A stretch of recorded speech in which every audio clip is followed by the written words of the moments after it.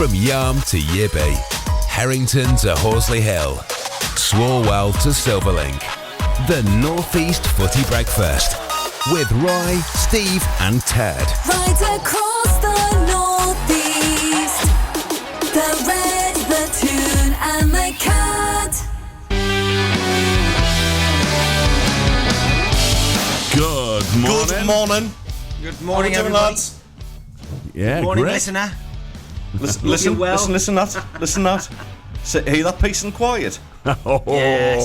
He's gone It's again. only happened again. It's only Yes. happened again. And I Bless didn't him. even get to know. He didn't even text me. Didn't even message me to let me know. After you told him you loved him yesterday as well, mate. That's not on that, you know. Nah, that's That's a bit It's mean, over. that. He can do one as far as I'm concerned. Need a massive apology. And by the way, listener, he's coming back on Monday, apparently. Yes. Monday. So he is Yeah. now known as the Darren Anderton of the show.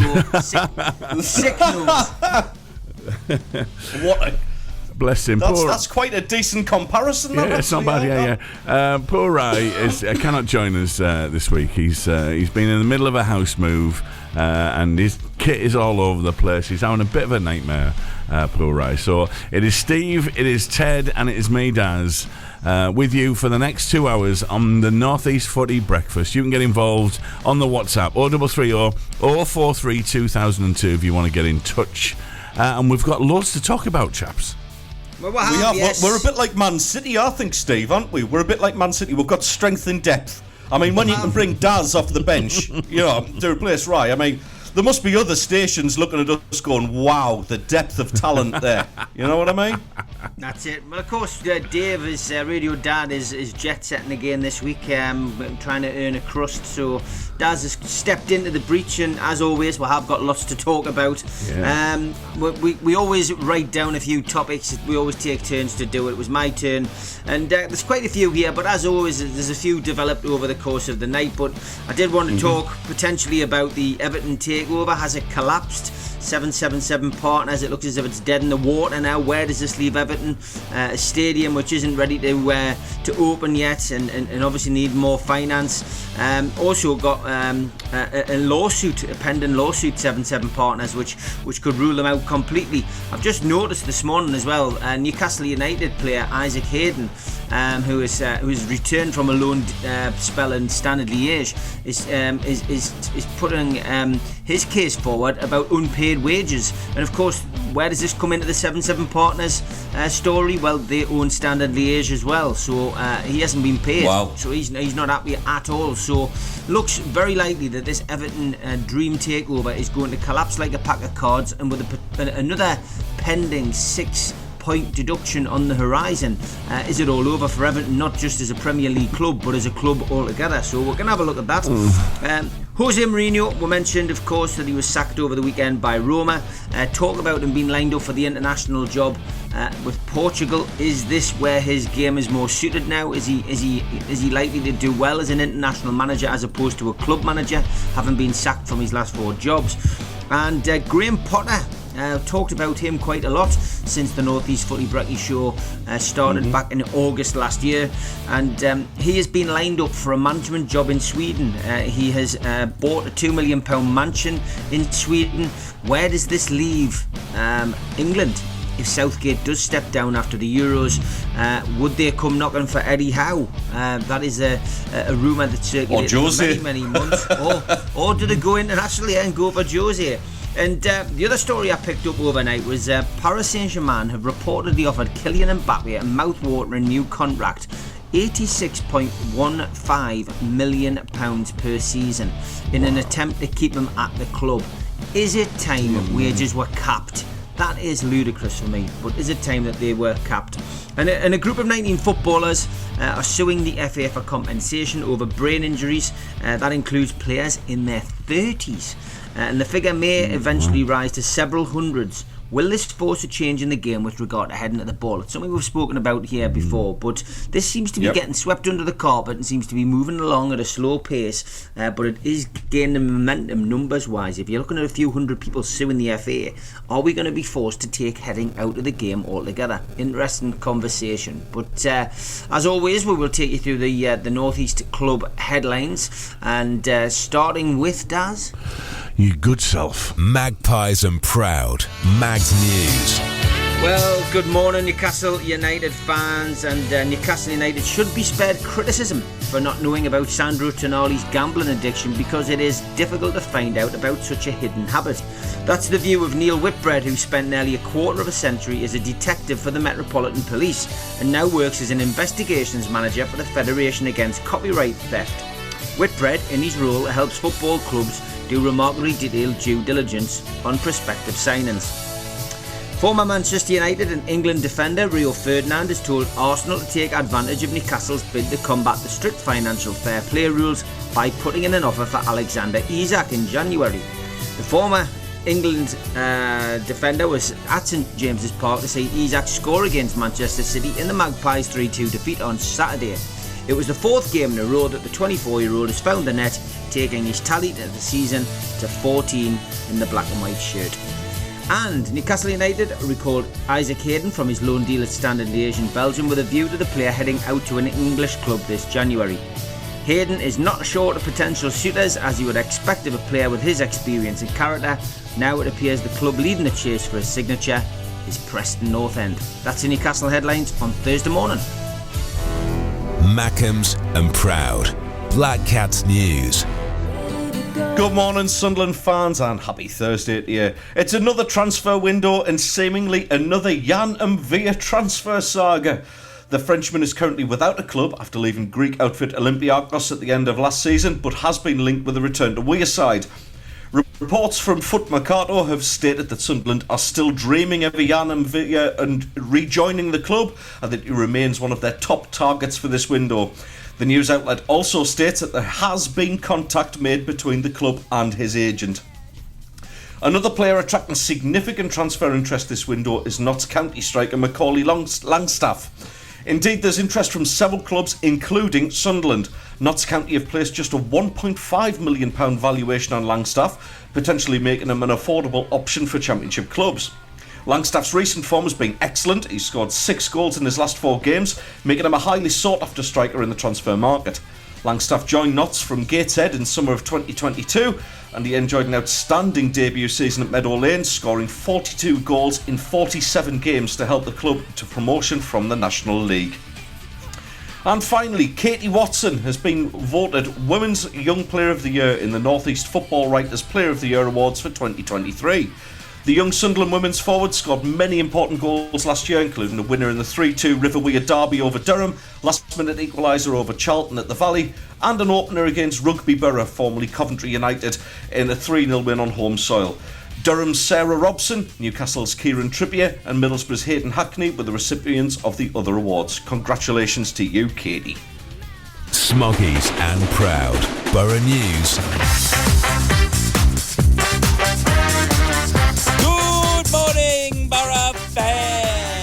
Sorry I can't be with you today, but here are your Middlesbrough headlines. In a grand display of emerging football talent, Middlesbrough's Hayden Hackney has outshone his peers to seize the North East Football Writers Association Young Player of the Year award. Get in, Hayden.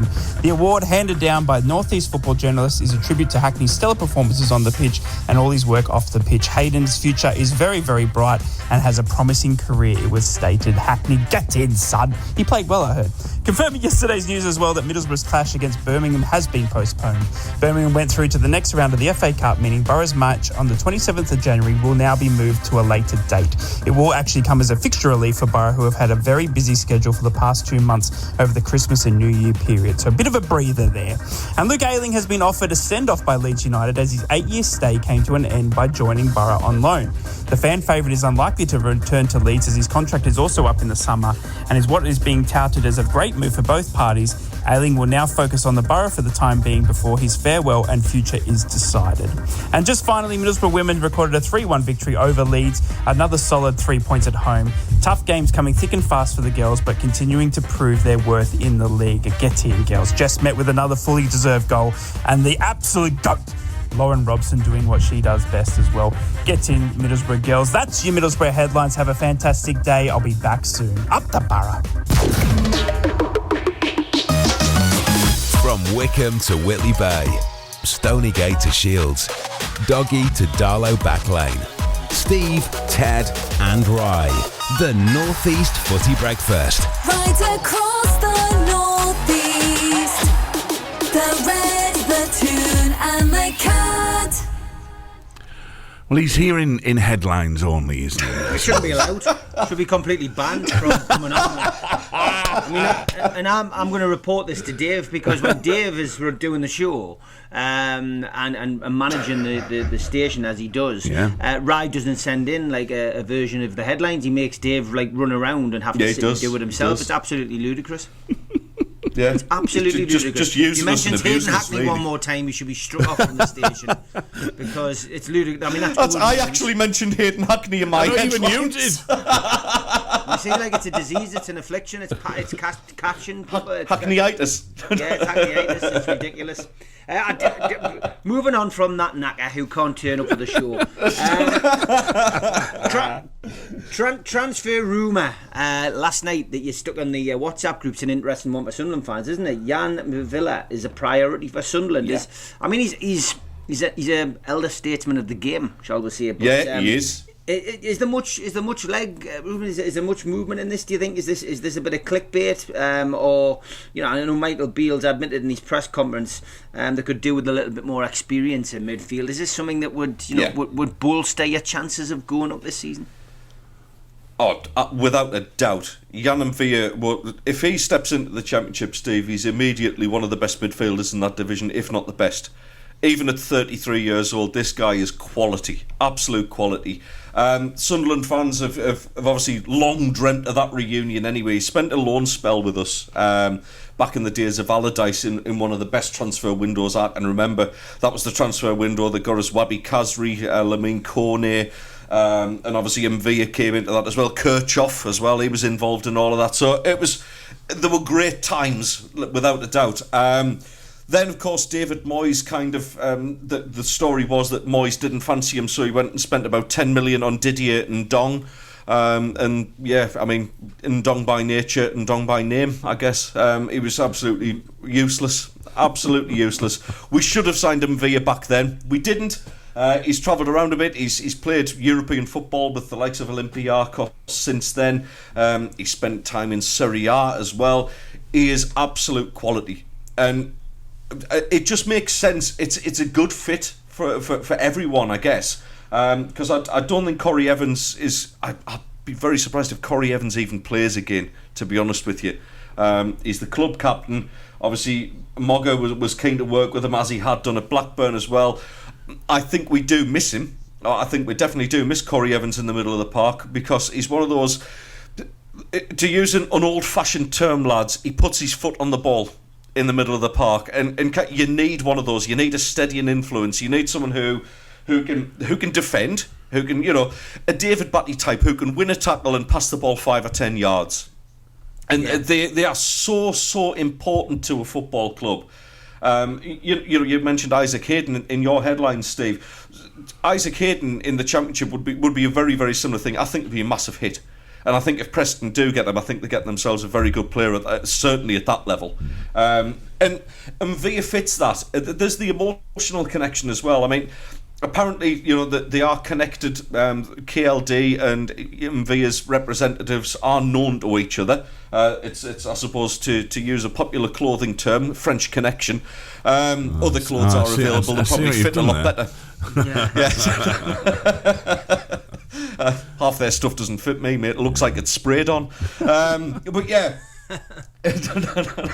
there is that connection there. The Sunderland fans, this would go a long way to appease Sunderland fans as well, by the way, because it's somebody who is loved at the club, and Villa loves the club.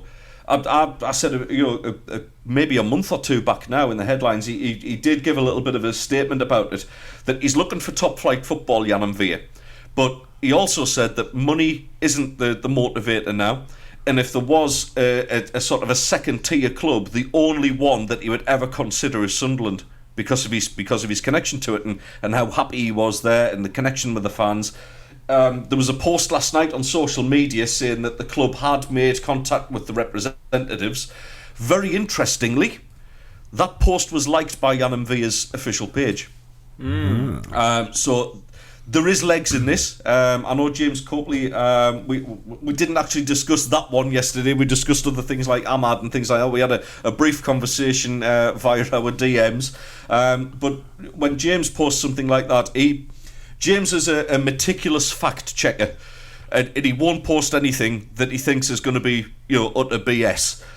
So, to be fair, James has gone out there and posted it as well. So that's when I take notice as somebody who's properly in the know like that, not just like these daft little rumour pages and clickbait and all that kind of thing. Yeah. There is legs in this, and he would add such quality to that midfield. He would answer a lot of problems for us. Yes, he's not going to score us 20 goals a season, but I guess with the link with the kid from Gateshead, Langstaff, from Notts County as well. You stick a striker like that in, you stick Mvia in, all of a sudden things are starting to look a lot rosier. It hasn't happened yet, but Mvia, it would be an absolute coup for us, and I really hope they go out there and go and get him. Daz, thoughts on him potentially? He had a good spell, didn't he, when he was there last time. The word on the street is that Lyon and Marseille are also interested, which may prove a bit of a stumbling block. It's a tough one, that one, isn't it? Lyon, Marseille, Sunderland. It's a tough competition. But I think he would certainly come in and add some experience and some, and like you say, be able to put his foot on the ball and make a key pass. I see it a little bit like the Ayling signing, Luke Ayling signing for the Borough. Someone with some real good experience behind him. All right, I know you've been renowned recently for developing young players, bringing young players on, but I think there's also a need sometimes, isn't there, and I think the Luke Ayling signing is an example of that. There's a need, isn't there, for that experienced head who can get their foot in and make a tackle and make something happen. So I think this will be a really good move, and I've been as frustrated as, well, probably not as much as you have, Ted, but just at the lack of movement there at Sunderland. It has been a worry that, were you actually going to sign anyone? They've got to. There's no two ways about it. The ownership is going to be judged heavily on this transfer window because of everything that's gone on. And I'm not going to dredge it up time and time again, but that lead up to the derby and everything that happened there is a chasm between ownership and fans right now. Somebody like Jan Mvia coming back to the club, this isn't just a 33-year-old coming for a paycheck. This would represent a guy who has gone on record repeatedly saying, I want to come to Sunderland, I've got an affinity with the fans, I love the club, I love what it's all about there. And honestly, Jan Mvia, I don't doubt in my mind that if he was made, the right kind of offer to come here and go, right, first team, go and lead the lads, and teach these young kids what you've learned, pass on your experience, and it would galvanise the fans. That place, honestly, the first game, if he comes back, the first game at that stadium will be absolutely bouncing. Yeah. And he doesn't have to do much. The fact that he's there and he's willing and shows that kind of understanding of the club. It's not, the Luke Ayling signing for Middlesbrough is a great signing, don't get me wrong, but this is a guy who wants to come back to the club and understands the club as well. Yeah, I get that. That's the difference in this one. So Sunderland and Kieran Louis-Dreyfus, and I don't know how much involvement Speakman's got with it, because if it's not a 16-year-old kid whose data looks fantastic and we might be able to sell him for a decent profit 10 years down the line, it doesn't look like Speakman's interested. But he needs to butt out of this one and actually let the football people take over.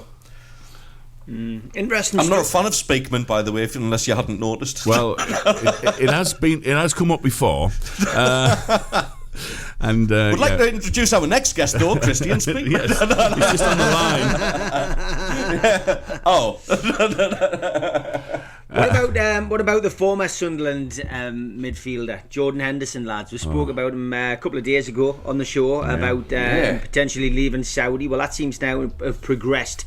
He's having a medical in Ajax today. It looks like an 18-month contract awaits him there. But the big story coming out today is that he possibly will never see any of the money that he was earning in Saudi. I find that fascinating, and that's because he's deferred his contract. So all of this slur on his name, I guess, because of the fact that he was supporting various organisations in this country at Liverpool before he moved to Saudi. He was criticised. He had to defend himself. His reputation was tarnished because of the move to Saudi.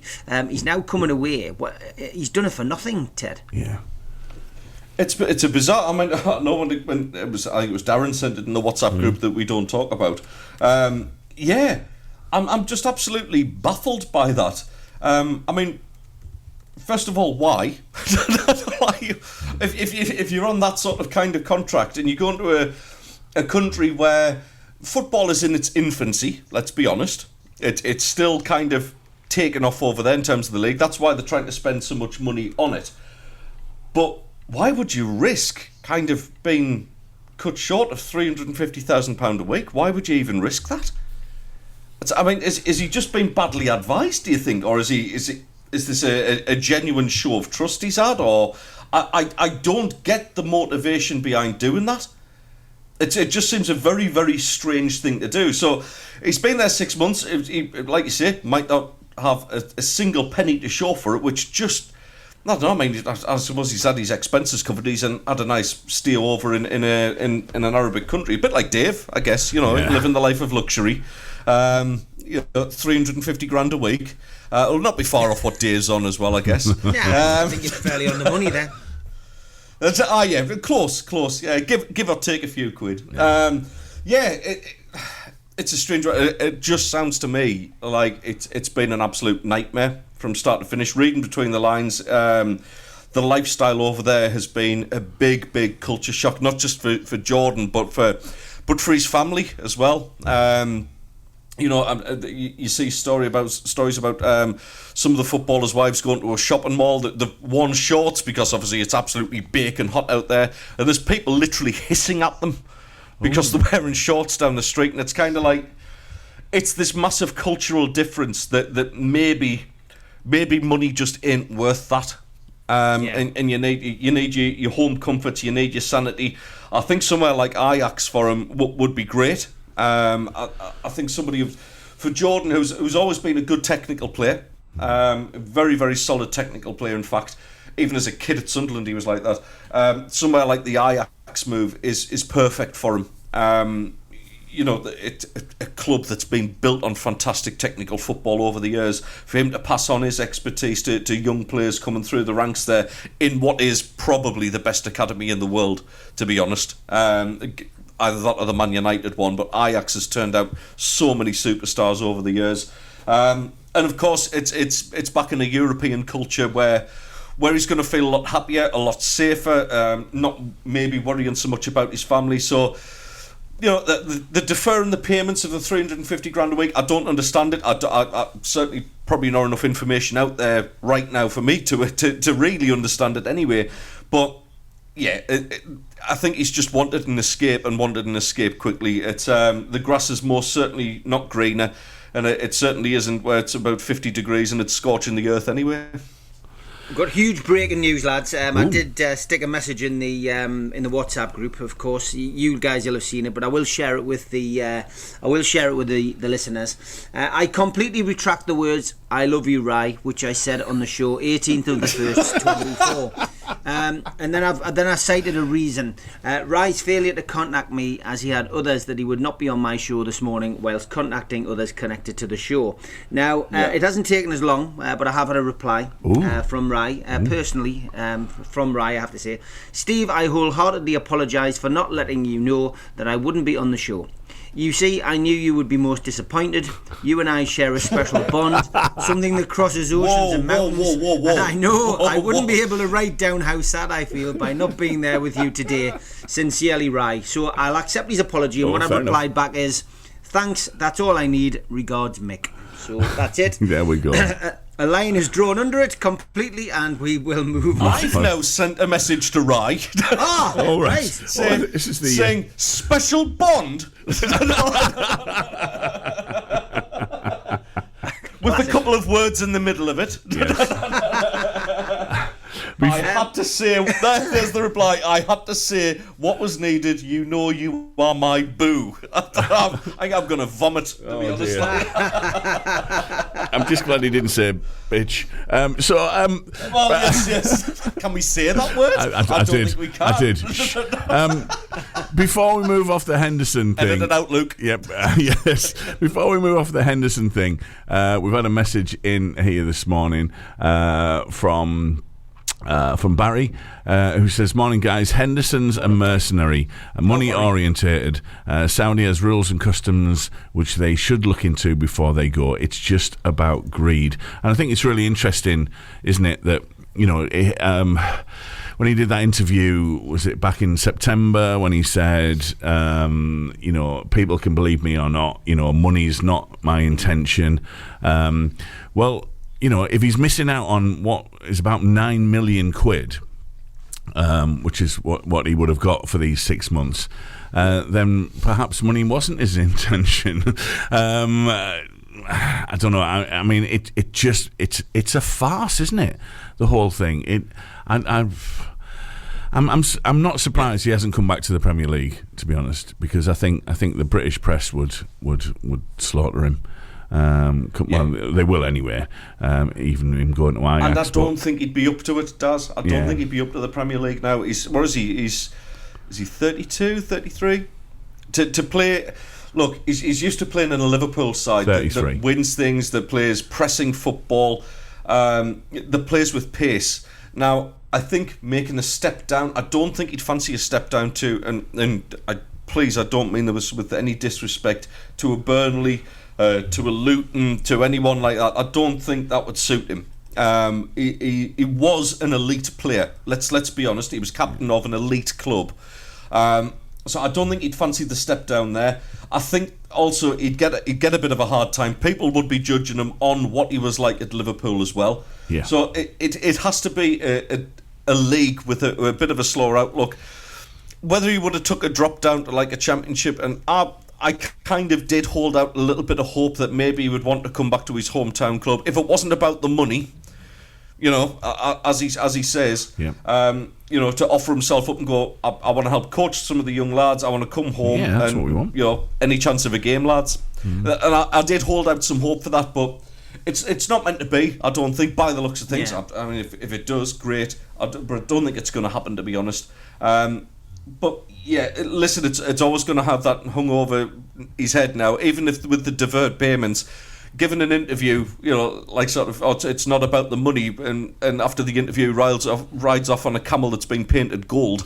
It's kind of like, you know, he's living a lifestyle out there. I don't think he's exactly been struggling to pay the rent. Do you know what I mean? It's like there'll have been packages in that where he's lived the life of a king compared to what me and you do, lads. So it's not been absolute hell for him. And I do take into account what Barry's actually said there.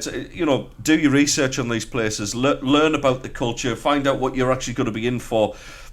We do the same here. Obviously, I live in a foreign country anyway. As soon as I go over to the north side of the island, which is Turkish, it's a different set of customs. It's a different level of respect and that kind of thing. And you've just got to be mindful of that. And it doesn't take a lot to learn that. So, yeah, good point you made there, Barry. Yeah, well done, Barry. Good stuff. Good to hear from you. 7:30, time for some sport headlines. Together across the Northeast.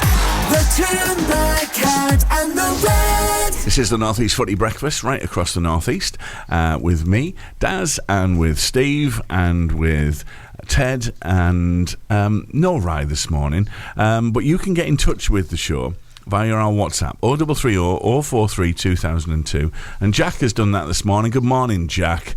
Jack. He said, "Good morning, lads. Hope you're all good. I'm doing a ride today. I'm nicking off work." So. Is that what's now known as doing a ride? Maybe so. You can get in touch on the WhatsApp. Drop us a message 0330 043 2002. We'd love to hear from you this morning. Okay, as always, plenty to talk about, and it is a fluid show, the North East Footy Brekky show, because things happen and things change, and the headlines that we prepare often don't get talked about. But as you know, when I'm in control of the show, I do try to stick to the plan. So I will chuck into the mix. Hang on, is that a dig? It sounded like one. It's a dig at Rye, who's not here. Yeah, it's because you were crap at me Australian quiz. Yeah, which is banned now, by the way. No more geographical None quizzes. Of that. No, the listeners weren't happy. I mean, they wouldn't tell the station direct, but honestly, 15 minutes of radio ruined is what the consensus of opinion was. I'll stick that on my CV. Paris Saint-Germain have reportedly offered Kylian Mbappe £86.15 million per season in an attempt to keep him at PSG. I make this point quite a lot, but when you see the state of some of the countries in this world that we live on, where poverty is high, people are relying on food banks, and the rich get rich and the poorer get poorer, and there's the middle class has become a thing of the past. It's now a situation where and I said this 20 years ago in a fanzine I used to write. Is it time for a wage cap? Surely to God, it is time for a wage cap, lads. This is absolutely out of control. How can one man, whether he's a footballer or a boxer, we've seen Floyd the Money Mayweather, flaunting money as if it's going out of fashion and getting paid ridiculous sums of money to go and fight and fight exhibition fights. Is it time just to say, hold on a minute, what's going on here? Or at least tax these people at a higher rate. There's something incredibly wrong with a society that rewards people like that for sport, and I'm completely against this. I think it's awful. I think it leaves a horrible taste in the mouth. I think it distances me personally from football. I've had conversations this week with Newcastle fans who we are already regretting in some ways the takeover, and that not on the football pitch side of things, because we support the football team. You want to see the team do well, but in general, our club is changing at a rapid rate, and are we going to be on the outside looking in the next 5 years? Because there comes a point in every supporter's life where at some point you have to make a decision that's right for you personally, not a decision that's right for the club. And I could be priced out of my own football club. Is that the price of success? If we don't get a new ground, my season ticket could go from what I would consider a reasonable price for the money that I earn to something which I can't justify spending on going to watch 22 people kick up a ball around St James's Park. I've gone off on a tangent, but you get where I'm coming from. Totally. It's a knock-on effect, because somebody getting paid 86.5 million or whatever it is a year as a player, one player, means that money has to come from somewhere, and it's a knock-on effect. Fans will have to pay the cost to go to the games. Corporates will be paying through the nose. I just think this is all crazy, lads, and I completely disagree with this. I'd like to see somebody step in and say, well, hold on a minute, let's stop. And I don't understand how on earth we've got to this stage. I really, really don't. I mean, it seems like the blink of an eye since Trevor Francis was the first £1 million player. But now we're at a point where we're going to be. It won't be long before we've got our first 250, 300 million pound player. And is any footballer really worth that?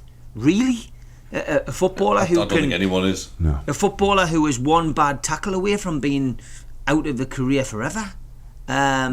I just think it's out of control, and it's not the game that I fell in love with in the 80s. It's not what I bought into. It's not what I know as football, and for me it leaves a sour taste in the mouth, and it makes me feel bitter. And I made that tongue-in-cheek comment about 2 or 3 weeks ago, where I basically said, that it had sickened me to see the Telegraph and the Guardian, sucking up to the darts because Luke Little had got to the final, and I made that like tongue-in-cheek comment about leave our darts alone, because it's the one sport we've got left, which has been left as working class.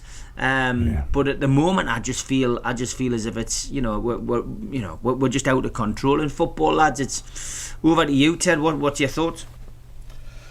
I agree wholeheartedly, and for a number of reasons as well.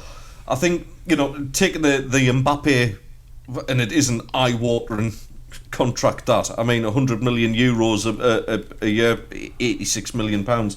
You take that down a notch in like sort of young players, and you see what some of the young Premier League players are on, and you got 20-year-olds who are on 50, 60 grand a week, and in a time when they're just not going to appreciate. They've got no motivation to kind of better themselves. I think a wage cap actually does bring this in. You cap that wages, all of a sudden you've got people trying a lot harder to get to that top tier of wage bracket. And by doing that, you're increasing the level of competition. Now, for me, Mbappe, he's sitting on that amount of money. Where's his motivation? Because he's guaranteed that money now. It doesn't matter how well or badly he plays. He's guaranteed that money on a yearly basis for however long that contract is. So there's less motivation to actually try, surely. And this goes, for me, the level of money that's been pumped into there. Let's say, for instance, that's a 3-year contract, which I'm sure it's going to be a minimum of that. They'll try and tie him down on that, you would have thought. He doesn't need that level of money. No. Now, I don't know whether you've been to Paris in recent years. I haven't been in recent years. A few years ago for me now, since I've been. It's an absolute hole. It's an awful city. I mean, it is pretty much slum in some areas. It's in dire need of like some real urban regeneration. Why? Excuse me. Why aren't the football clubs actually, if a wage cap was in place, football clubs then should have a responsibility to look after their local area, and actually put money into not only training facilities but facilities for young people, better housing, all that kind of thing. Be representatives of your area.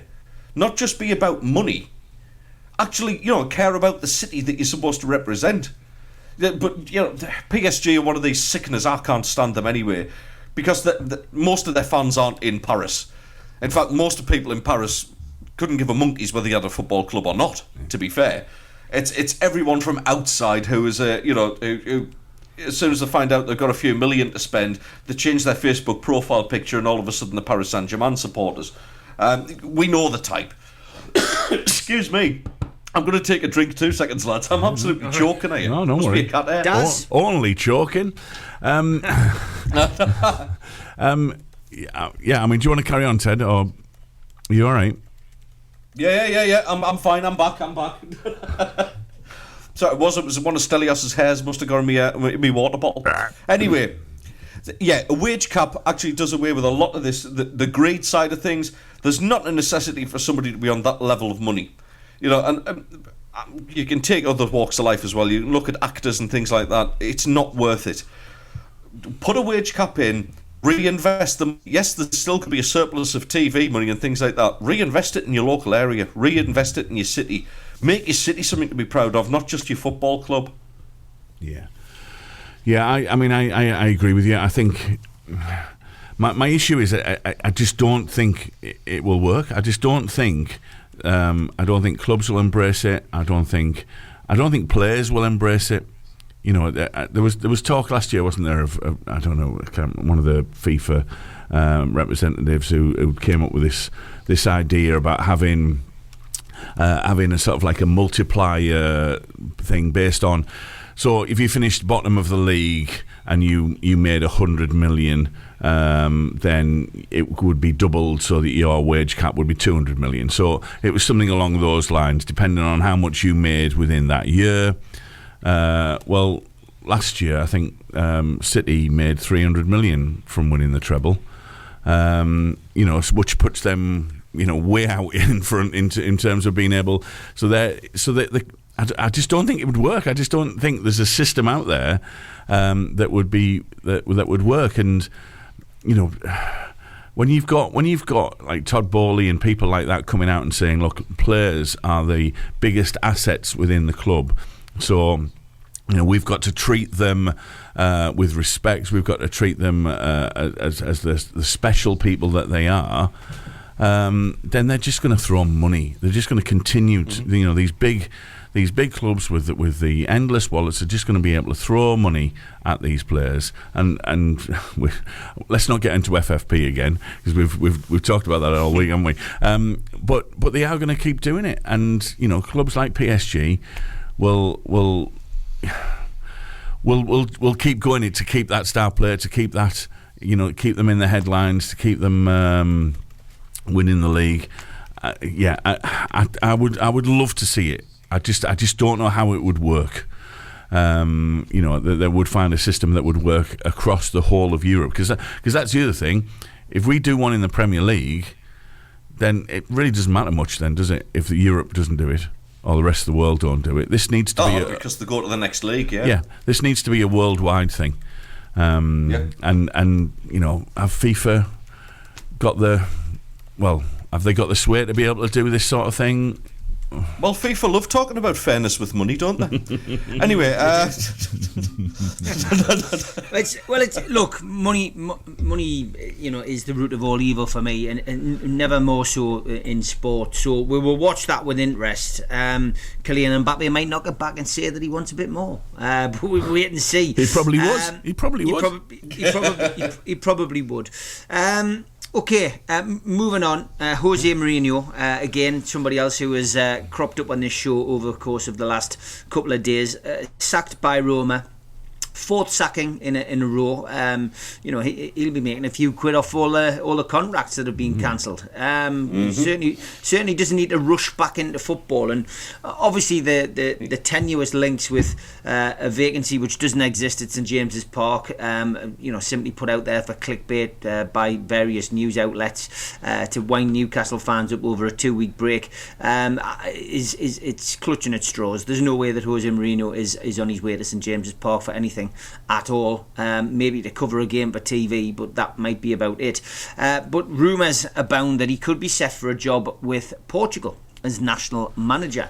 Now, is international football more suited to Jose that we know now? And it's interesting because when we were on yesterday, we discussed Jose Mourinho on this show before. I think most of us are agreed that as a football manager at club level, maybe it's over. I wouldn't say that he's become a dinosaur like the likes of Tony Pulis and Steve Bruce, but I think he's been found out. I think people understand the way that he sets up, the way that he plays. And I just think that now, looking at the situation we find ourselves in, the game's moved on and Jose hasn't. And I think that's the big issue for Jose.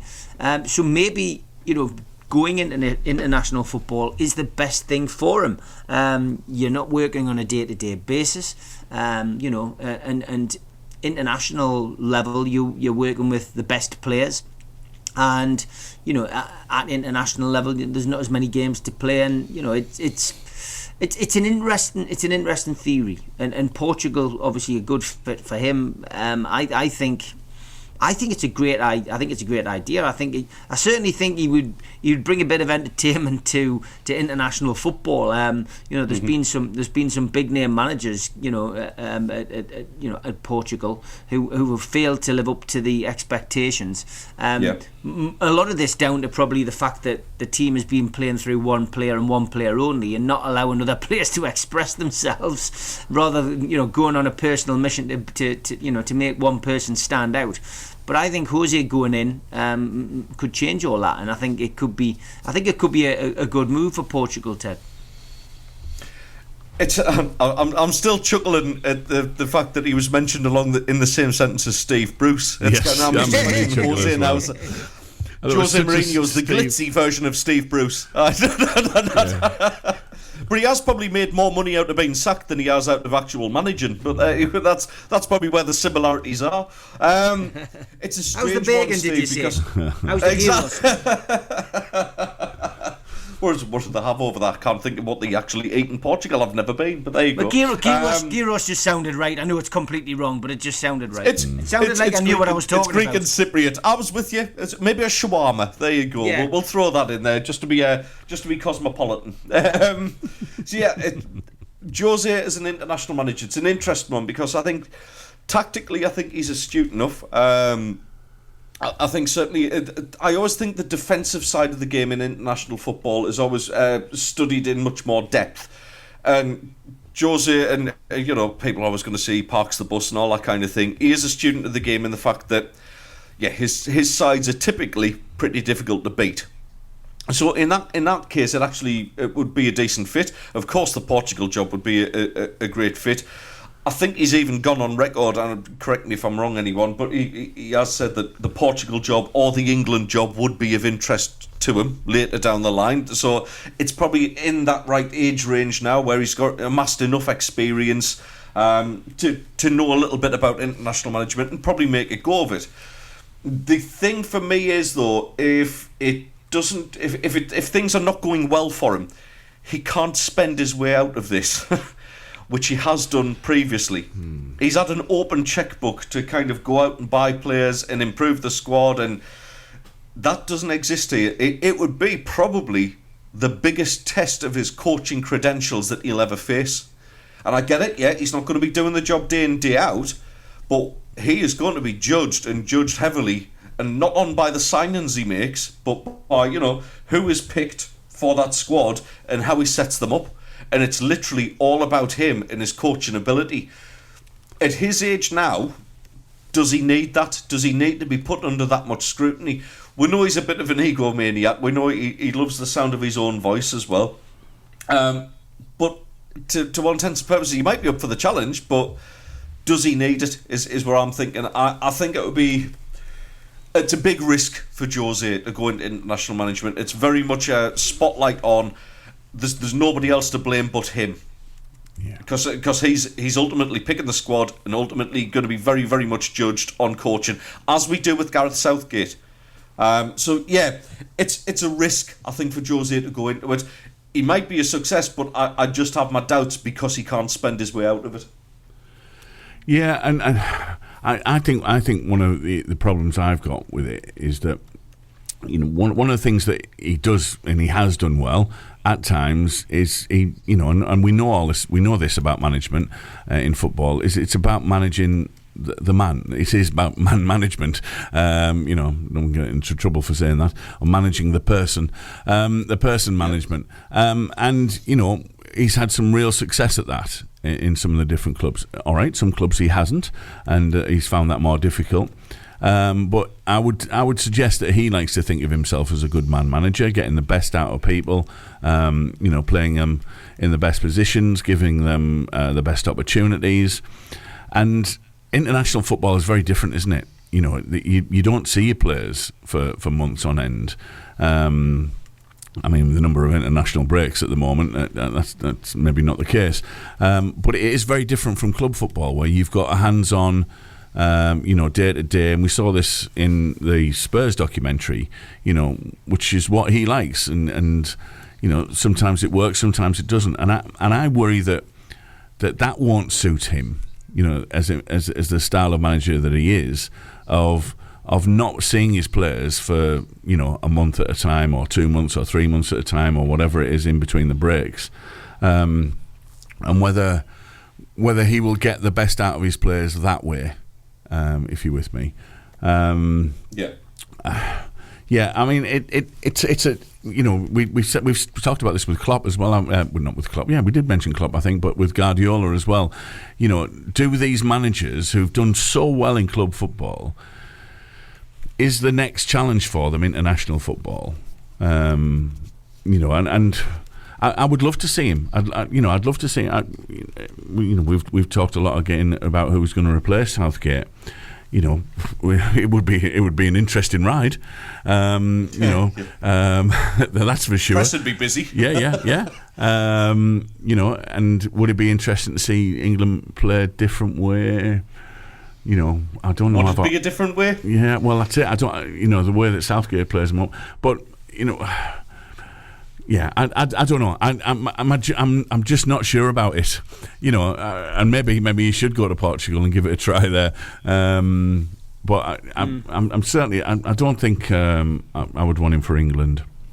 No, me neither. I don't think he'd be the right fit for England, but I think Portugal would it would work for him. I certainly think so. It's just a rumour at the moment. It's people suggesting that it's a possibility. It's a sensible one. It makes sense. Yeah. Yeah, I think his days of managing certainly in the Premier League are gone.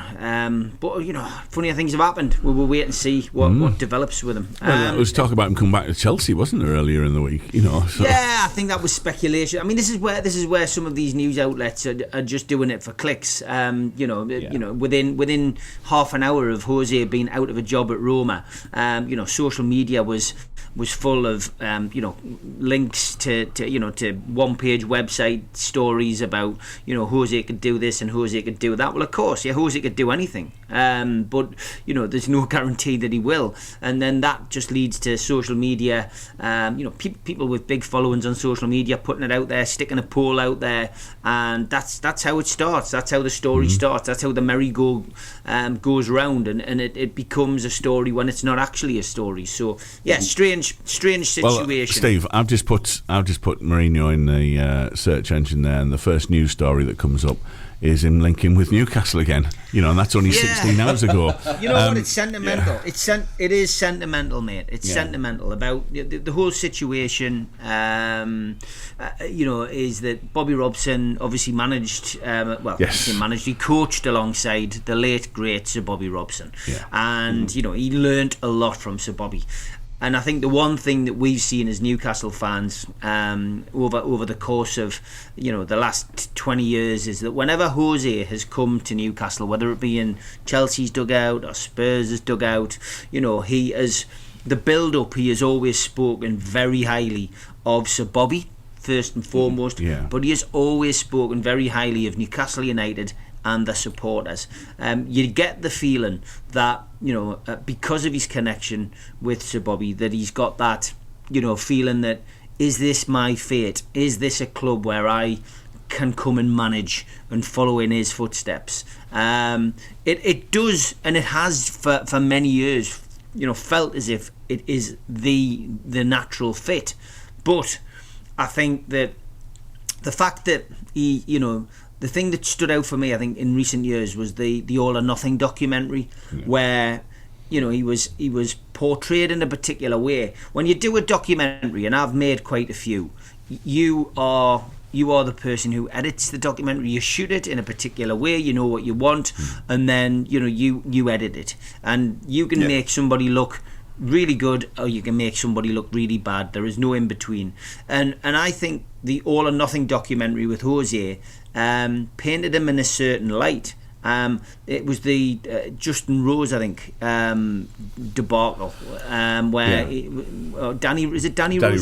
Sorry, not Justin Rose is the goalkeeper. Danny Rose, the defender, who wasn't happy, and I think it was the way that Jose dealt with it. But in defence of Jose, what I'll say is, when a camera is pushed into your face in particular situations, and it's beyond your control, because Daniel Levy has said, this is good for our commercial revenue, this is good for Tottenham Hotspur, this is what we are doing, then you don't have much choice. And you might be uncomfortable with that. Now, are we seeing the real Jose Mourinho there when the cameras are in his face, dealing with a particular situation? Very much doubt it. Tell me, if you're sitting in the studio doing your show, Daz, and then suddenly Dave says we're going to do a documentary about making a radio station, it's not going to be the same Daz that's sitting there on a morning. Ted, with your job, exactly the same with you, and the same with me. You put on, I'd go a bit David Brent, I think. Well, this is it. But you would, and that's the thing. So, are we seeing the same? Are we seeing the real Jose? I probably not. But I think that probably damaged. I say damaged his reputation, but it gave a different perception of him, and that's probably why people are judging him now. And then, of course, the much publicised fallout with the female medic. I don't think he ever recovered from that, because our media builds people up to knock them down, and we went from the special one to get this guy out of our game, and I think that's been the big problem for Jose Mourinho. Add to that the fact that football's moved on, and I don't think he has. That's probably why there's a bit of negativity around him. I've seen people say on social media, anyone saying that Jose Mourinho, they wouldn't have him at Newcastle, that's ridiculous.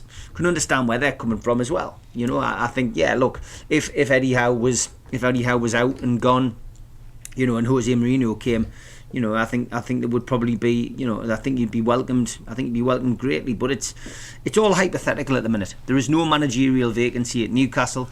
There's a lot of games to be played this season, and we will wait and see what happens. We'll wait and see what happens with Eddie next season. I was asked last night and it's the first time I've mentioned it in a couple of days, lads. And you have seen that. Wow.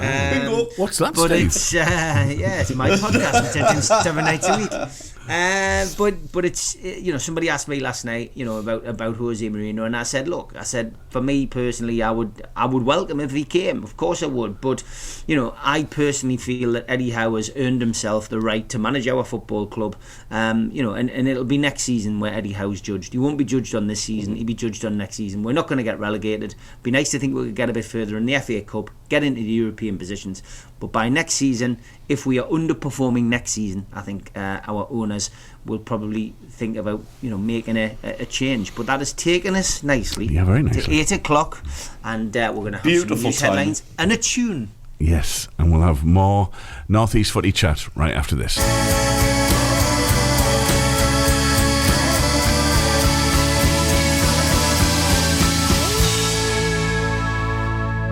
Kirsty McCall and Days on the North East Footy Breakfast. Good morning, 5 minutes past 8, Thursday morning, and we've got Steve, and we've got Ted, and me, Daz. Good morning. Good morning. Morning. Thanks for being with us this morning. We're really pleased that you could turn up and be here. Unlike Rye. That's not what I meant. I'm staying out of this. We've had.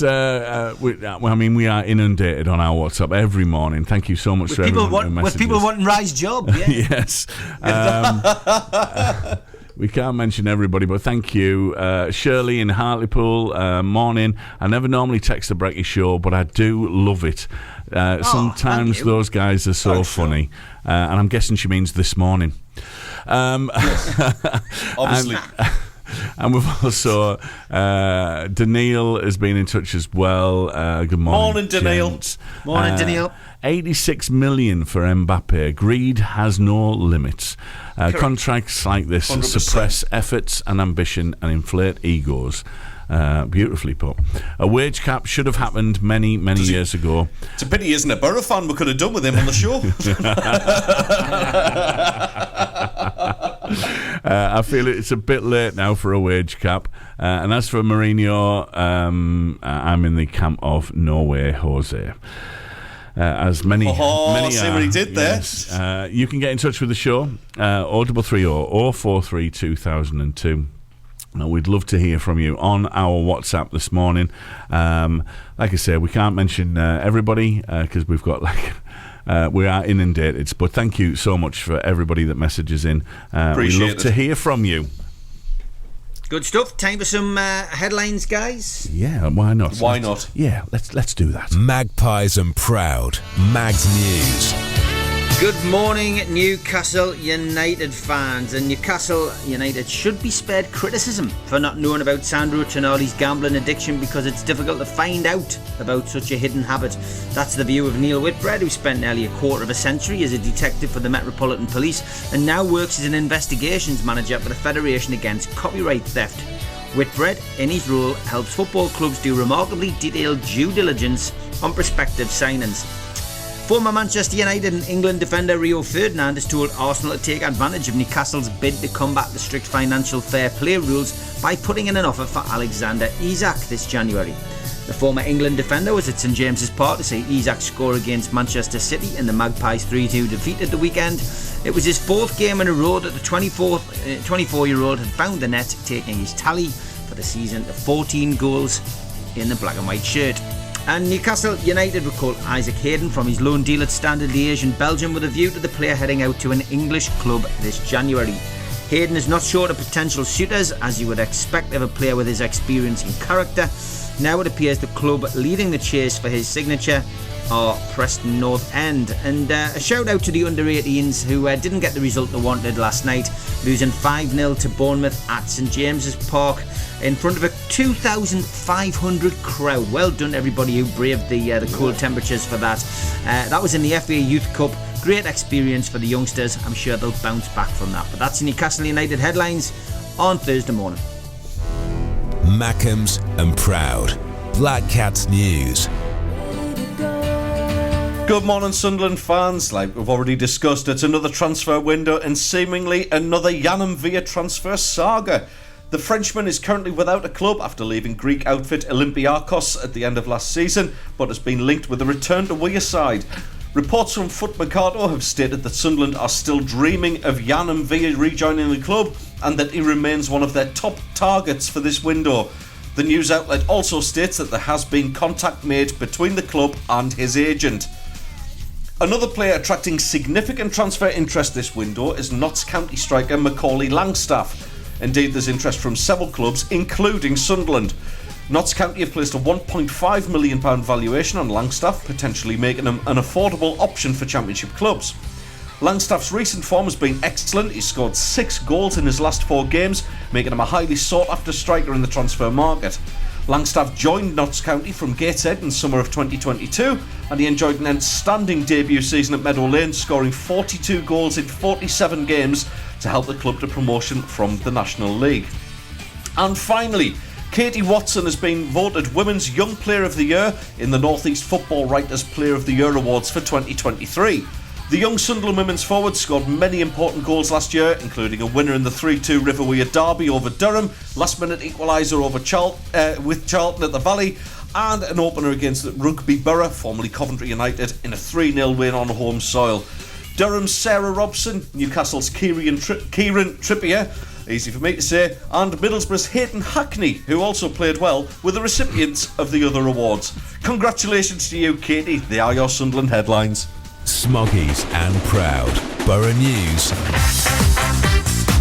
Good morning, Borough fans. Sorry I can't be with you today, but here are your Middlesbrough headlines. In a grand display of emerging football talent, Middlesbrough's Hayden Hackney has outshone his peers to seize the North East Football Writers Association Young Player of the Year award. Get in, Hayden.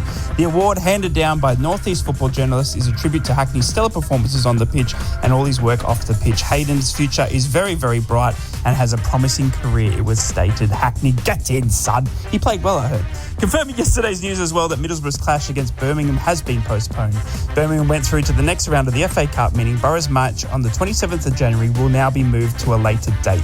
It will actually come as a fixture relief for Borough, who have had a very busy schedule for the past 2 months over the Christmas and New Year period. So a bit of a breather there.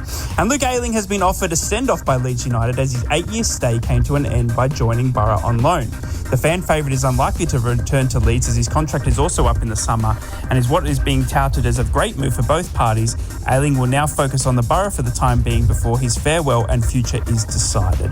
And just finally, Middlesbrough women recorded a 3-1 victory over Leeds, another solid 3 points at home. Tough games coming thick and fast for the girls, but continuing to prove their worth in the league. Get in, girls. Jess met with another fully deserved goal, and the absolute GOAT, Lauren Robson doing what she does best as well. Gets in Middlesbrough girls. That's your Middlesbrough headlines. Have a fantastic day. I'll be back soon. Up the borough. From Wickham to Whitley Bay, Stonygate to Shields, Doggy to Darlow Backlane, Steve, Ted and Rye. The North East Footy Breakfast. Right across the northeast, the red, the tune and the cat. I'm just laughing because when I heard the headlines the first time round, I thought Daz was doing an impersonation of Rye. That was a good one. I didn't I know realise. Yeah, I'm not even going to try. I know what you mean, because I actually thought initially, on the first time around, the first couple of words I thought, oh, it's Daz doing an impression. I literally thought the same. That I thought, no, he's pre-recorded. Obviously, Ryan must have found the time to do that, apart from being with his real mates, you know. Well, of course, from my point of view, I didn't know that he wasn't doing the show, so it was even more likely. Well, no, not Still hurts, yeah. It still hurts, yeah. It still hurts. Just want to chat a Newcastle story. Newcastle are reportedly planning a swoop for Atlanta star Edison. It's another Brazilian. This isn't the first time Newcastle have been linked with the Atlanta star, and it seems to be hotting up. Calvin Phillips is still. It's still a story because he hasn't found a club yet. I keep getting messages from a variety of people saying that Calvin Phillips' preferred choice is to come to Newcastle United. He doesn't want to go to Crystal Palace. He's urging Manchester City to reduce the loan fee because he's desperate to come to Newcastle, and that doesn't surprise me in the slightest, because no offence to Crystal Palace, but you would think a player with Phillips's potential and his level would want to come and play in front of 52,000. He's just experienced the atmosphere as well at St James's Park. But should the Phillips deal not go ahead for whatever reason, the Sun Sport are the source. Not my favourite choice of paper, it has to be said. However, they are the ones who are leading with it, and other teams have picked up on it. The Newcastle are planning a £35 million swoop for Edison. Now, I'm not sure whether that is likely to happen in this window. Can Newcastle spend 35 million at this moment in time? Can they do that? I guess it would depend if they get anybody out the door. Is there a potential permanent deal for Isaac Hayden to go out? Would they get money in, and would that balance the books? I don't know. But Edison, for me, would fit Newcastle United's team. Very, very similar. A very, very similar player. Gallagher probably is the one that stands out with me at Chelsea. He's got a similar kind of playing style to him. But ultimately, I don't think that would be a bad signing. But do I think it's going to happen now? I still think it's more likely to happen in the summer if that's the case. And I think players would need to go out for Newcastle to bring in, to bring in a player like that. But yeah, interesting. And the Phillips story won't go away, lads. So Ted, I mean, one of those players coming into midfield would help, because at this moment in time, if Bruno picks up, another couple of yellows, he's going to find himself on the sidelines. It's going to leave us with two recognised midfield players, unless someone comes back. One of them's 17. Yeah. Miley's fit and Longstaff's fit, but Longstaff's not going through his greatest period in a black and white shirt at the minute. But yeah, as you say, Miley's only 17. So Joe White's been recalled from his loan in the Championship. He's been added to the first team squad. That tells you how desperate we are for cover. There is news that potentially we could see, though, Harvey Barnes and Jacob Murphy back sooner rather than later, which would bolster the midfield. So yeah, I'm not sure whether the Edison story's got legs, but just thoughts on that, and thoughts of the Phillips story that's rumbling on. The Phillips one, I think, Eddie Howe kind of hit the nail on the head, that Newcastle haven't got any friends in the transfer market, and of course they're not going to, because for one, Newcastle appear to be playing things by the book. They're staying within the realms of financial fair play. I know we promised we weren't going to bring that up too much often, but they are playing by the book, and you've got to give them a little bit of credit for doing that. So a move for somebody like Edison, where you talk like sort of 37 million, I think I'd be a bit concerned about that if I was a Newcastle fan, because that would suggest to me it's one in, one out. You know, it's obviously there has been links with Guimaraes maybe being touted to PSG as one club, certainly. So it would more so be a replacement for somebody up the higher end of your playing staff. Is my opinion on it, the way I'm looking at it. Edison himself, I had to do a little bit of reading up on him last night, I'm not going to lie. It's not a player I was massively familiar with, but he's a 6 foot defensive midfielder. I guess a bit like a young version of, if you remember Edu, who used to play for Arsenal. Gilberto used to play for Arsenal. That kind of role. He's a good passer of the ball. I had a couple of look at these little bits of YouTube videos. They always show the best bits, of course. They never show them missing one from 3 yards out, do they? Otherwise, we never would have signed Josie Altidore. But yeah, he looks like a player, and Atlanta are turning out these young players on a more frequent basis.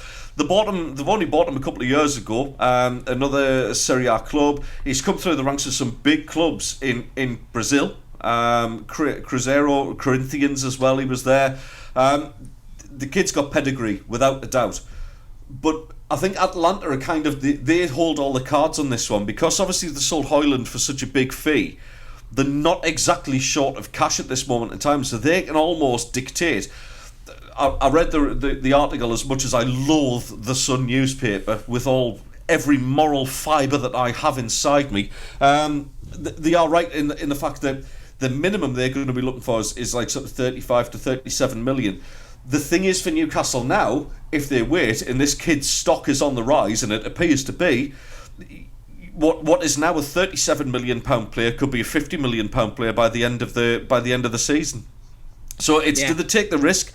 Who do they sell to bring in? Because to balance the books like they have been, it would suggest to me like they're going to have to do that. And with the greatest amount of respect to Isaac Hayden, I don't think Isaac Hayden money is anywhere near the Guimaraes style of money.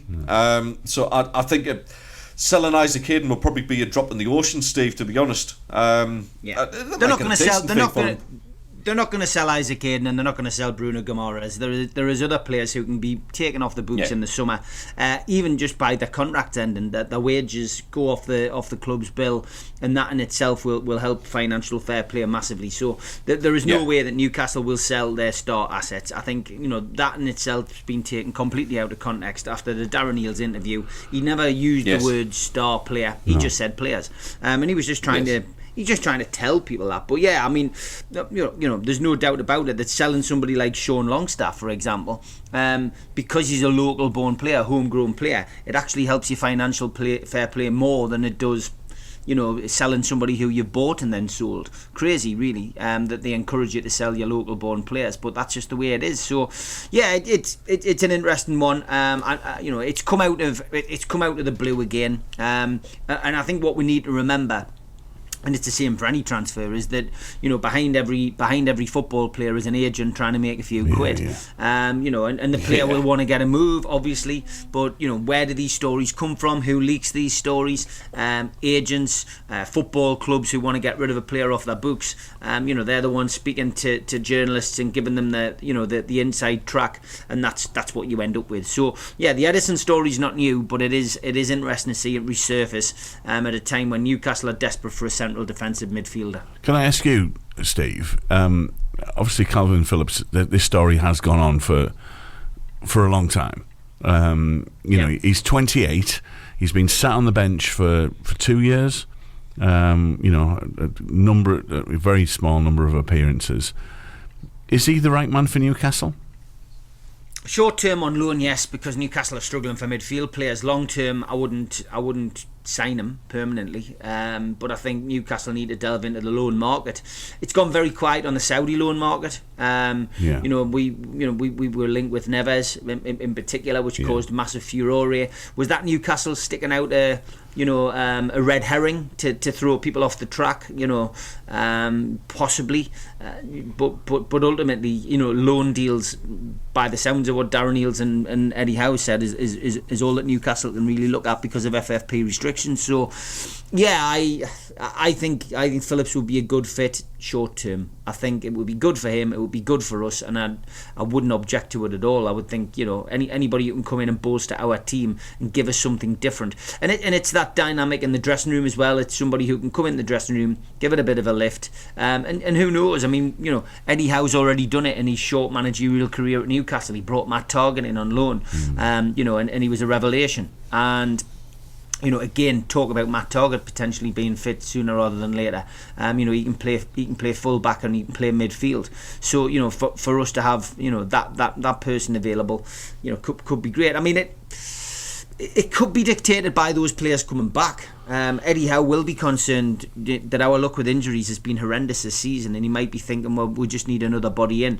But it just makes a difference, and it's just the dynamic in the dressing room changes when you bring a new face in, and it can make people up their game as well. It gives people a lift because they see somebody coming in. It adds that new dynamic, but it also kicks people up the backside who maybe need it. Oh, hold on a minute, my place is under threat now because that person's come in. But yeah, I'd like to see Calvin Phillips come in on loan. I'd like to see them bring a striker in. I wouldn't be adverse for them if they could get Ekitike on loan. Let's have a look at the kid. He didn't want to come. He knocked Newcastle back. I know that upsets a few Newcastle fans, and I'm the same as the next Newcastle fan in the sense that somebody is a bit disloyal. But look, the kid had his head turned by his boyhood club. And what he was promised wasn't what was on the tin. He was never going to usurp some of the players who were, there. So for me, if Ekitike is looking for football and we could get him on loan till the end of the season, I'd do that as well. We've had some really big success stories on loan in the past.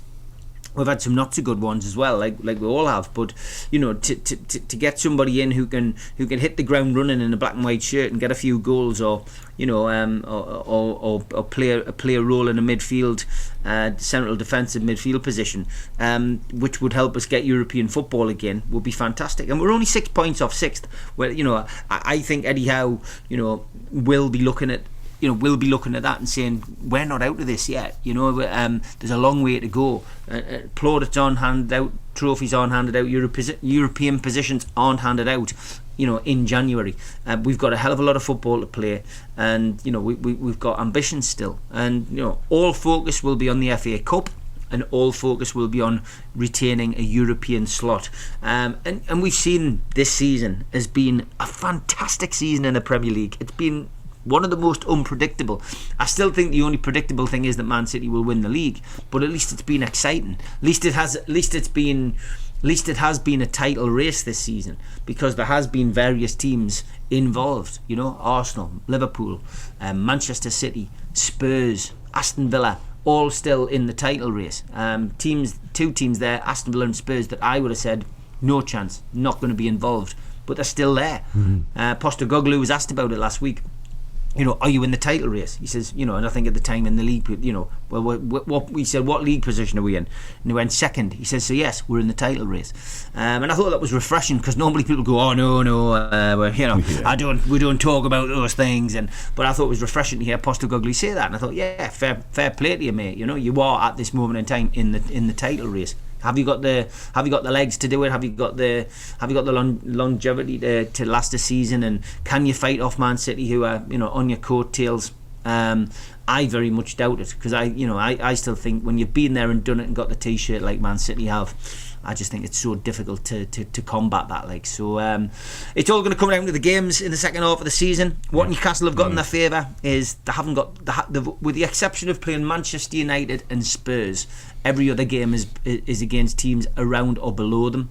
Can be a nightmare that when teams are fighting relegation. We've already seen them with Forest and Luton over Christmas. Yeah.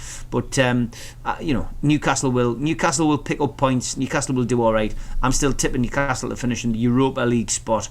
And if we can navigate Fulham, what price an FA Cup final this year? It's still a possibility. So we've got to hope. That's all you've got, lads. Yeah. Hope.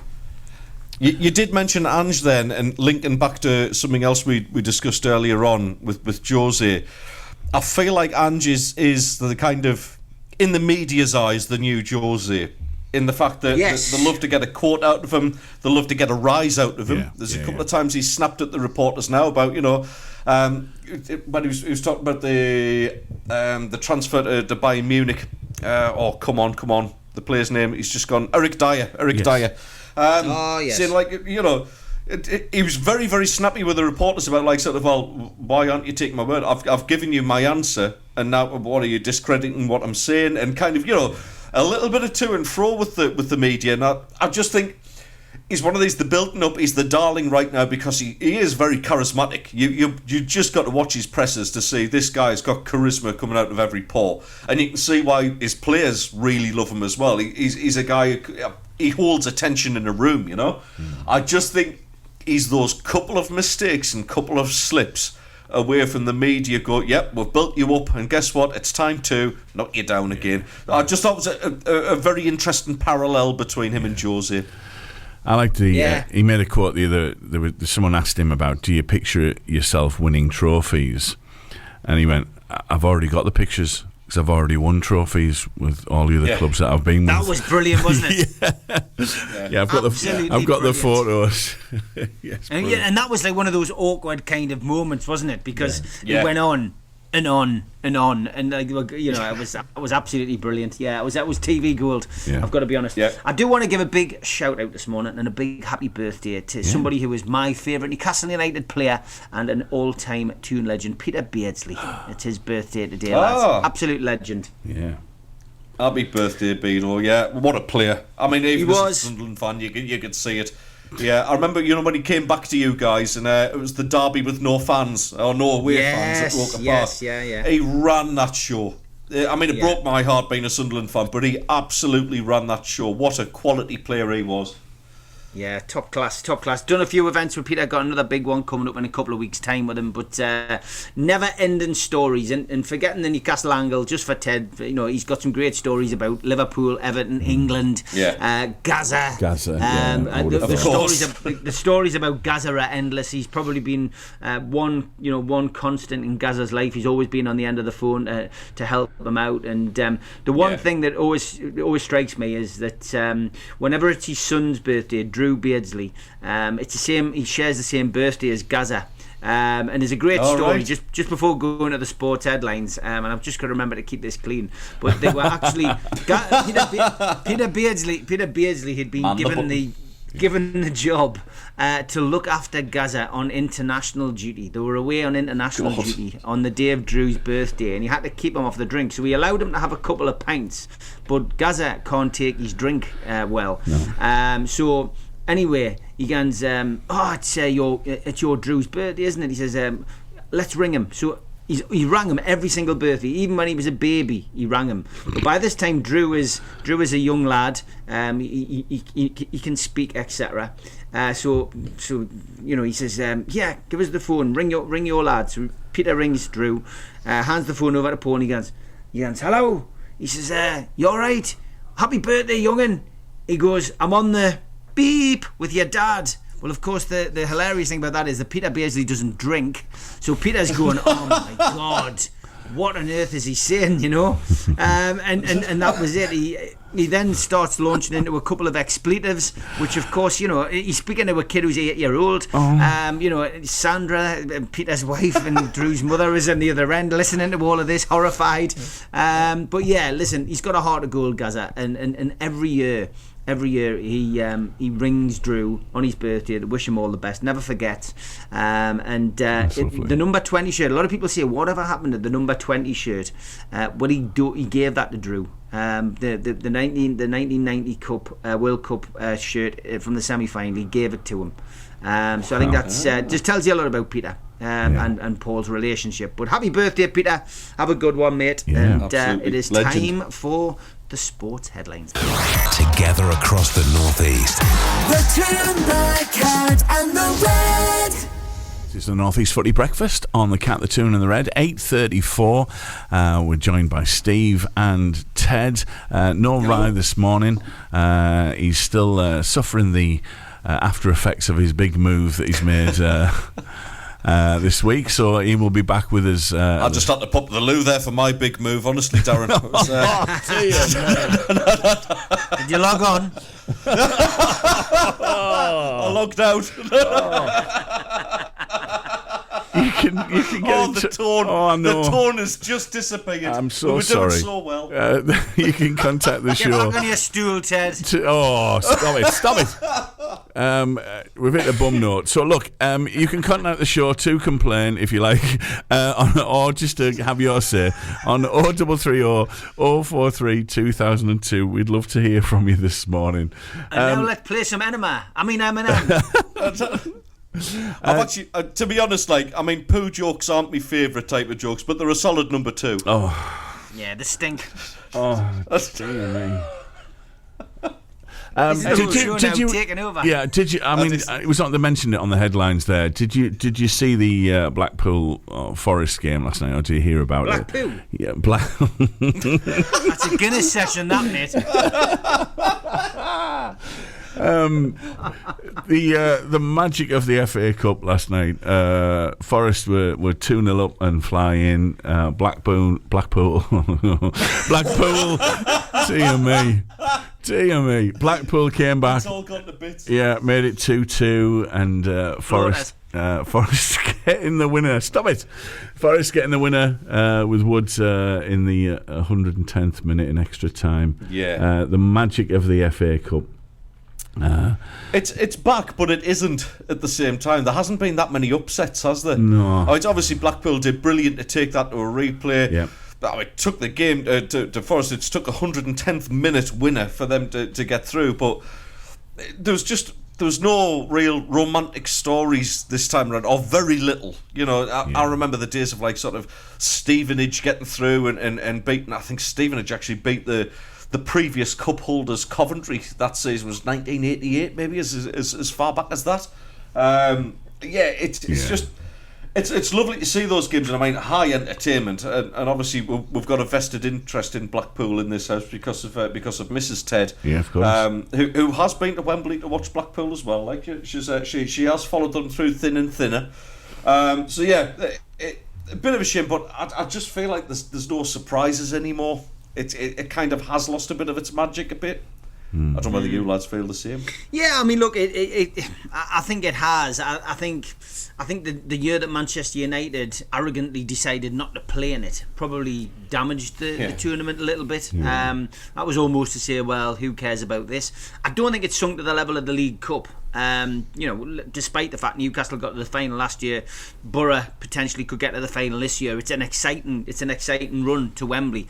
I think the fact the prize money, we've spoken about money earlier on with wages, but the prize money for getting to the Carabao Cup final and winning it is poor. Joking, isn't it? It really is. It is, and it's pretty much the same for the FA Cup. The FA Cup is probably better for those non-league teams, the likes of Newport, etc. Going through to this stage will have made enough to keep them afloat for the next 4 or 5 years. The exposure that they've had, the money that they get, and I think the beauty of the FA Cup is that the FA do look after those non-league clubs. I remember when I was on the committee at Dunstan, we managed to get to the final qualifying round, and we drew Gateshead at home, and we had Gateshead come, and we had the match of the day cameras there, albeit only on the red button, but that was massive for us. And our average attendances at Dunstan at the time were 400 people on a match day. We had 2,000 people through the gate. It was a record crowd for Dunstan, and it was exciting. And with the gate receipts, which obviously we had to split with Gateshead, as you do per FA Cup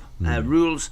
But with that and with the TV money, it was a huge payday for the club. And we got, and as you go through the rounds, you get paid more money for winning the games, and it starts up at a few hundred, then it goes up to 1,000, then a couple of thousand, and I think that's great. Yeah. That's the way that you should look after your non-league teams, and that's the play. That's the way to do it. But for me, the FA Cup, I think the magic of the FA Cup, and this comes back to what I said yesterday, which of course when Rai asked me about tennis, and I went into that rant about all these sporting events we used to watch on TV as youngsters, around the TV with our family, and I mentioned again on my podcast last night the whole, what's that called, Steve? NUFC Matters. The whole FA Cup day was always centred around watching it on BBC or ITV. Yep. You chose your network, and it started in the morning with people standing outside the hotel waiting for the teams to come out, and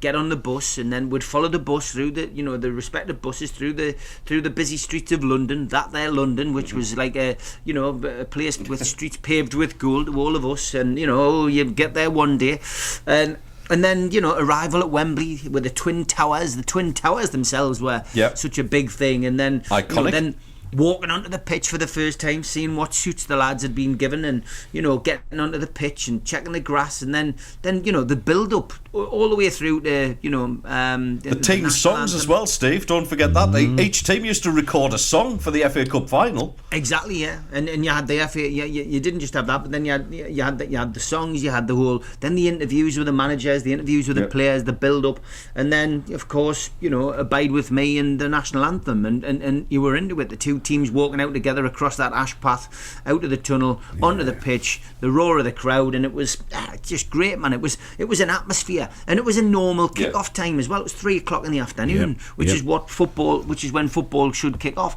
Now with the FA Cup, but we've got games kicking off at 5:30, 6 o'clock. It's just not the same. The build-up's not the same. It's not what it was. And that's why probably the FA Cup isn't as popular as it used to be for me. I still love it though. I still love it, mate. I still love it. You asked us a question off air as well during the break. How much would Peter Beardsley be worth now? He would be worth the same as Lionel Messi and Ronaldo and Mbappe. You can mention him in the same breath. And Peter Beardsley was that good. He was that good. He was brilliant. And the fact that he never went to a Barcelona or Real Madrid, it always surprises me. He enjoyed his trip to Vancouver. I mean, we've spoken about it in talkings many times, but he didn't even know where Vancouver was. He went to Vancouver, signed for them, didn't even know where it was. But he loved it. He loved his time out there. And while all the other players, all the ex-legends were on the drink, he was playing with the likes of George Best, Pelé, Beckenbauer, and it's little old Peter Beardsley from Wallsend and from Newcastle, and who essentially just learned from the best. And he became the best, and he was look at how vital he was to the way that Liverpool played in their big years. Absolutely class. But I would say if you've got to put a price on it, think of whatever Mbappe is worth, and you'd agree that's what people would pay for him, because he's priceless. It's amazing, really, because even looking back, obviously we had the likes of Kevin Phillips. And again, this is somebody who was never given massive amounts of money in contracts, linking it to what we're talking about right at the beginning of the show. This is a kid who started, I think he was an apprentice at Southampton. He was actually Alan Shearer's boot boy back in the day, which is amazing to think of now. But Kevin Phillips, that 99 to 2000 season, 30 goals out of 38 games in the Premier League. Wow. Again, putting a price on that now, you're looking at absolutely astronomical figures, aren't you? Really ridiculous prices. But it's a sign of the times, I guess. I mean, Phillips probably another one where you're looking at that kind of goal scoring record. You've got to put him to 50 to 60 million plus, surely, haven't you? Oh yeah, no doubt about it. Daz? Well, looking how much some of Chelsea have paid for some of their players, you'd say even more. What were, like the last 3 or 4 players they've bought were 80, 100 million, and have done nothing. Phillips was a special player, wasn't he, as well? Yeah. Oh, totally. Janino for you guys. I mean, what would Janino go for these days? An inform one. You're talking mega bucks there. Like we've had some good players, and my God, if they were around this time, but they would have secured the future of the club forever and a day. Yeah, that is true. Ravanelli was another one. I mean, Emerson. You just think of these big names and how on earth they came up to the northeast. But no, I do have a soft spot for Peter Beardsley, and just to bring it back to Beardsley, who's celebrating his birthday today. Happy birthday! He was an exceptional player. He was just something out of the ordinary. You didn't know what he was going to do. Well, he did. You knew it was going to be something special. What a player. Yeah, poor haircut. It was a bit Lego-like. Sorry, Peter. Fantastic player, but my God, it was hair by Vidal Baboon. Oh, hey. I remember there's another story he tells. He says he was playing in a derby once against Middlesbrough, and Peter Beardsley actually got flattened by Jamie Pollock. Peter Beardsley actually got up and looked at him and went, "God, you're ugly." That's the ultimate in insults. Classic. Got about 10 minutes left what a player. of the North East Footy Brekky Show. Everton. It was my last topic. I've done it again, lads. I've hit all the topics today. The £500 million proposed takeover of Everton by 777 Partners is more or less dead in the water, lads, I would say. Give you a bit of context. The new owner is now facing another lawsuit after an investor started legal proceedings citing damages of more than $30 million. Wow. Where the hell does this leave Everton? Where does it leave them? Because they were relying on this. They were relying on this takeover. They've got a ground which they have been trying to build, and by all intents and purposes, at some point has stalled because this is what happens. But prices rise. They're moving money around, trying to get it finished, trying to get it sorted. But they then had a 10-point deduction for FFP, breach, and potentially now could have another 6 points taken off them. This really is, as the Queen, God bless her, would have said, an annus horribilis for Everton. Like it can't. Can it get any worse? I mean, where do they go from here, Ted? It's an absolute mess, isn't it? Well, it's when I did a little bit of reading up, and 777 are now pessimistic that this takeover deal is going to happen. They are pessimistic about it. Yeah. That's before you take into contention this new lawsuit that's come up as well.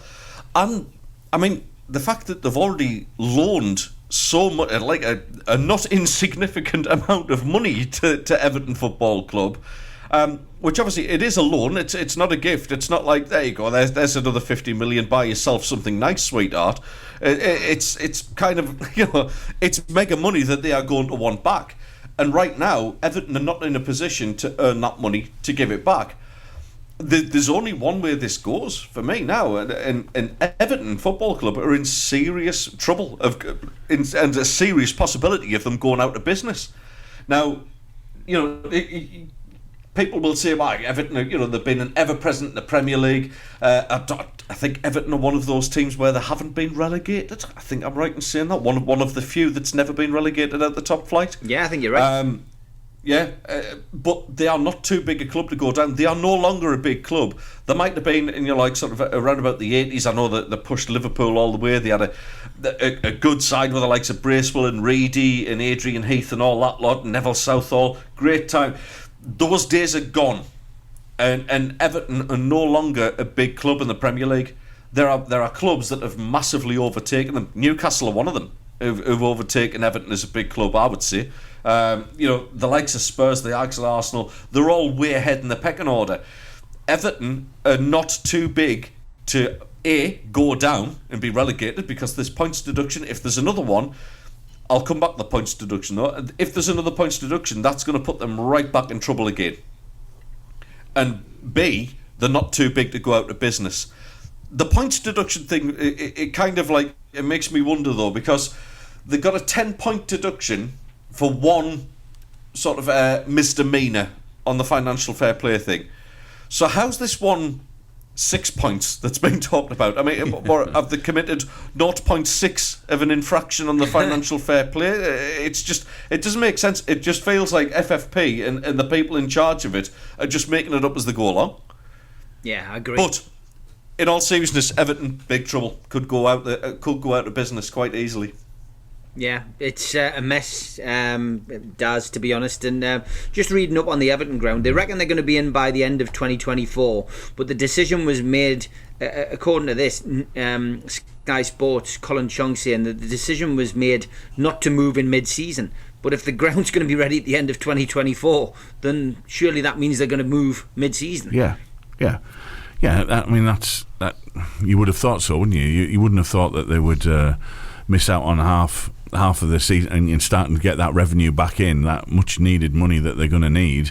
I think it's a really sad picture that's going on there, and you could argue that this started a while, years back. I know there's been lots of talk about not necessarily mismanagement, but not necessarily the best management in terms of the way that the club has been handled over the years.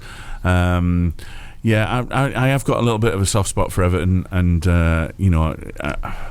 I think it's brilliant that the way that the team and the whole club have reacted to the 10 points, where they've just went, 10 points, so what, right? I'll tell you what, we'll just go out and we'll make up that difference, which is what they've done. Stuck 2 fingers up to that. You can't do that. He's another 6. Yeah, and that's what it does feel like, a little bit like that, doesn't it? It does feel like that, yeah. And I'm with you. Where have they got 6 from? It's mad. Yeah, the transparency of this is well, there isn't any, is there? No. We've said this, and I listen to the show as well as I'm on the show, and I wish I could have counted the many times that Steve has said, I just don't understand it, because that's every day that when there's a change or there's another announcement of it is a case of like, hey, what? I think it doesn't look like a great picture, and I don't know. I would have hoped that there would be someone that would step in and stop them going out of business. If it does get to that, you would think that they're a high enough profile club. There must be some wealthy fans out there that could maybe step in, but who knows? The way that things are going at the moment. But yeah, it doesn't look good, does it? No, it definitely doesn't. I think there's something to be said, lads, for the way that the German clubs are owned and ran. It's certainly in the Bundesliga, where there is a proportion of fan ownership involved in that. All right, they're not dealing in the vast amounts of money for players as what the Premier League are and what La Liga is and what PSG can afford to splash about. But to be fair, I don't see their fans looking particularly unhappy, do you? No. Yeah, that's a good point. No. There's something in it. There's definitely something in it. Couple of minutes left. Just want to talk about Ivan Toney. He's back. We saw the interview last week that he had, but he is back and available for selection. Do you think he's going to hit the ground running again, Ted? Do you think do you think the layoff is going to have affected him? He hasn't been able to train, of course, unlike Tonali, who has been banned for this season. I presume he will have been doing his own training, some personal training, kicking a ball off his mother's wall or something like that. But doing some keepy-uppies under the washing line. It's how I became the centre-back I was. An awful one. He's probably been on his PS, whatever it is, PS5. He's been playing Call of Duty with Rye. Been doing something. But yeah, I mean, is he going to be back to basics? Do you think he'll hit the ground running? I think Ivan Toney is a quality forward, mate. I really do. He's somebody who I really, really like. To be honest, I know we talked about possibility of him being linked with Newcastle even, or a return to Newcastle even. Yes. People forget he was actually there in the first place. I think he will. I think he's one of the few natural English goal scorers we've got left in the game.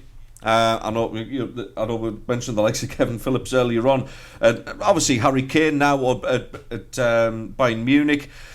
Missing that Premier League spot. He's still guaranteed his England spot, of course he is, because he's Harry Kane, and he's scored so many so many goals now that he is the top of the charts.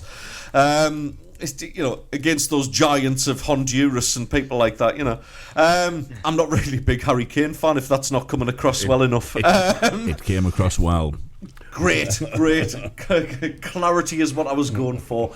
No, Ivan Toney, I really, really rate him, Steve, and I'd be surprised if there isn't a clamour to try and get him signed for a lot of the big 8 clubs now, I guess you can call it. I think he's got pace, he's got power, he can finish. Boy, can he finish. And his scoring record in the Premier League absolutely speaks for itself. This is a kid, again, I talk about stock on the increase. Despite this misdemeanour that he's gone through, he served his time. Which is absolutely fine, certainly in my books anyway. He's admitted his faults. He's been very grateful to Brentford Football Club for the way they've supported him through it. I think it's time to repay that, and I think he will. I think he will absolutely fly from now to the end of the season. Fair play Daz as well to him. You know, he's sticking by Brentford this season, and so he should. You know, they stood by him. But ultimately, in an interview that I saw yesterday, he did say that, you know, of course, you know, he's got ambitions and he'd like to play for a bigger club. So I think he could move in the summer. Yeah, I think the odds are on that he will go in the summer. You know, I'm with you. There was all that talk, wasn't there, particularly last summer, over, you know, him moving in January. Newcastle were linked. There was quite a few teams linked with him. And as Ted said, there's so many teams that actually would love him right now. But no, I'm pleased he's doing the right thing and sticking by Brentford, who stuck by him. But I can only see that lasting another 6 months before he moves on again. And you know, one of the other, you know, maybe yourselves, Newcastle, pick him up.